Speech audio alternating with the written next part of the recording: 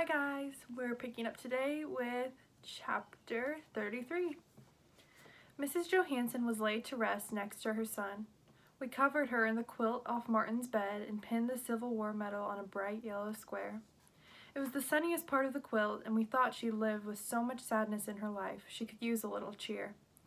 But cheer was something sorely lacking as Early and I walked, mile after mile, back through the woods of Maine. Our steps were heavy and labored. It took me a minute to calculate what day it was. Friday. We'd been gone for 6 days, living on little food and even less sleep.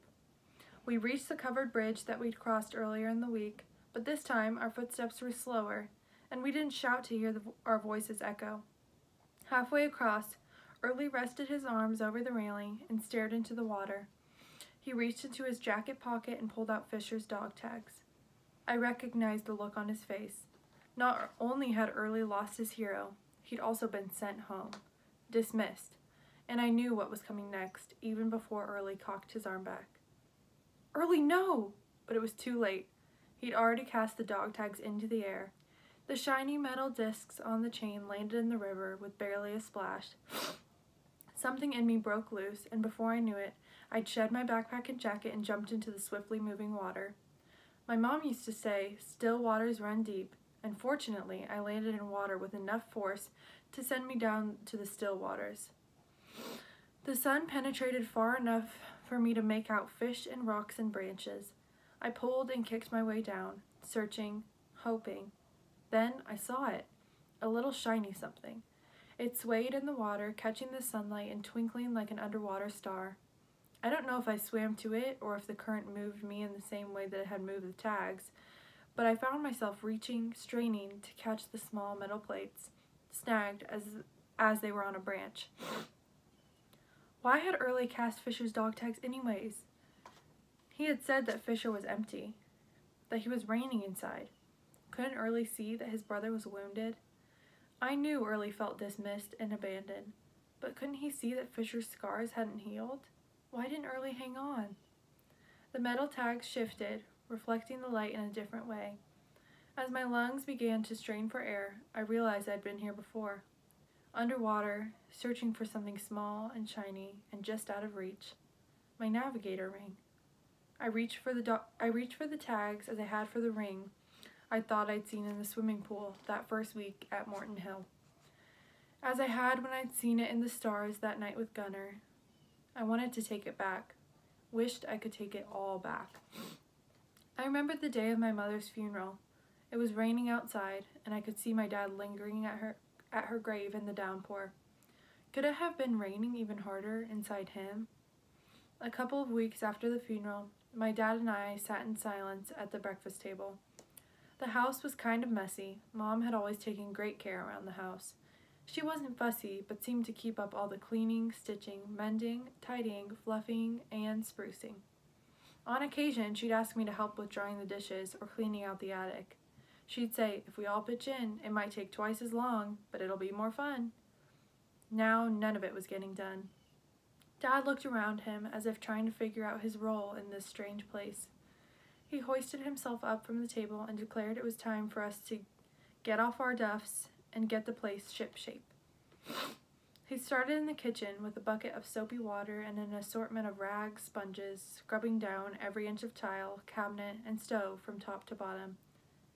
In his clearing of counters, shelves, and drawers, he tossed out old calendars Mom had saved because she liked their pictures of mountains, streams, and wooded forests. He boxed up crocheted pot holders, flower aprons, and the special dish towels embroidered with the days of the week that Mom only used for show. Then he moved on to the rest of the house with a broom and a dust rag, packing up pillows, doilies, tablecloths, anything that was not functional or practical, anything that impeded his dusting, mopping, or swabbing of the decks was boxed up, tossed out, or basically thrown overboard. I mostly stayed out of the way and participated only when given specific orders. Dump this trash outside. Take that box to the attic. Pour out this dirty water and fill it up with fresh. And I watched as he stripped away all the softness in our house, the color, the warmth, the memories, until all that was left was cold and hard, and clean, very clean. I tried to look busy, afraid that if I sat still too long, I might get packed up or thrown out as well. But it wasn't until he pointed to a box of miscellaneous items for the Salvation Army that I snapped. The box was filled with assorted screws, door hinges, and mason jar lids, and a yo-yo. Another difference between my mom and dad. My mother was a saver. My father apparently only kept the bare essentials. But on top of the screws, the hinges, the jar lids, and the yo-yo was a teacup. Not part of a set, nothing fancy, just a chipped teacup with little red flowers. It was my mother's, and it had its place on the hook right next to the kitchen sink. She drank out of it every day. Coffee in the morning, tea in the afternoon, and a special concoction of hot cider, honey, and a little of what she called the stuff for what ails you when she felt the chills coming on. "We don't need to get rid of all this," I said, my voice shaking. "A place for everything and everything in its place," he answered, without looking up from his task at hand. "Then you can take it out yourself. I'm not doing it." This time, my dad stood up to his full height. "You'll do as you're told. Now, hop to it." I was treading on thin ice, but I took another step. "You can't just get rid of everything." The ice groaned beneath me. "Son," he said in a cautioning tone, hands on his hips. I'd seen a drill sergeant one time in a movie, dealing with a new recruit who wasn't following orders. That drill sergeant in the movie got in the soldier's face and yelled, "You understand me, son? Because if you can't, I'll speak in a language you can understand." I didn't know exactly what that language was, but I had a feeling I was about to find out. I didn't care. Disobeying my father, I picked up the teacup. "You may want to forget about her, but I don't." That was when it happened. My hurt and anger made their way to my trembling fingers, and the cup slipped from my hands, shattering on the kitchen floor. The captain squared his shoulders and barked out one more command. "You are dismissed."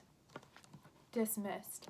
I was a civilian and did not speak the language of soldiers, but I understood that loud and clear. There was a great rending as the ice cracked, and my dad and I were set adrift and apart. And that was when I went outside and threw my navigator ring in the river behind our house. My lungs were bursting, and the river current tried to sweep me away. I plucked the dog tags from the underwater branch and kicked my way to the surface, gasping and sputtering for air. Early met me at the bank. "Why'd you jump in, Jackie?" "Because," I grumbled, handing him the dog tags. "I wanted to go for a swim." "Fisher's dog tags!" "Yeah, I just happened to come across them in the river where you threw them. You should keep these. They're Fisher's, and he's still your brother. Come on. I need to find a place to dry off before I freeze out here." I had seen a shack just downriver from the bridge, and we headed that way. It might have been an old hunting cabin from 50 years ago, but now it was just a rundown shack with a few broken fishing rods, a paddle boat in the corner, and another boat turned upside down with a tarp draped over it. But it had plenty of light coming through the windows and a pot-bellied stove in the middle of the room. We scrounged around for wood scraps and quickly got a fire going.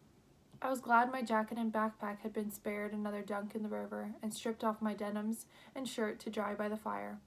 Wet again. It seemed like I'd spent most of my past 6 days wet. Early and I sat on the overturned boat and ate the last of the beef jerky and biscuits we packed up from Mrs. Johansson's house. Early studied Fisher's dog tags, letting them dangle and turn in the firelight. He doesn't want me. I tried to tell him to come home, but it was like he didn't even understand me. Like that part in Pie's journey, where he landed on the island and they were speaking another language. My heart ached for Early. He had come all this way, believed the impossible could be true. And it was true, but he was still going home without his brother. I looked at the dog tags, then studied them myself. I couldn't read the numbers in the way Early could, but those letters that spelled out Fisher Auden and Bethel, Maine, told a story that even I could understand. He does want you. He's just so hurt and sad. Think about it, Early. You're always comparing his journey to Pie's. You know how Pie went on his great adventure, but then lost his whole family? Well, Fisher's men at the bridge in France were like family to him, and he lost all of them. And you know how Pie carried his burden into the catacombs? Fisher is carrying his own burden over not being able to save his men. He's mourning the loss of the people that he loved and the life that he knew. My eyes stung a little bit. Those dog tags might as well have read Jack Baker, used to be from Kansas. Fisher has lost his bearings. He doesn't feel like he belongs anywhere. I ached, feeling my own loss, and Fisher's, and Early's. I searched for some way to help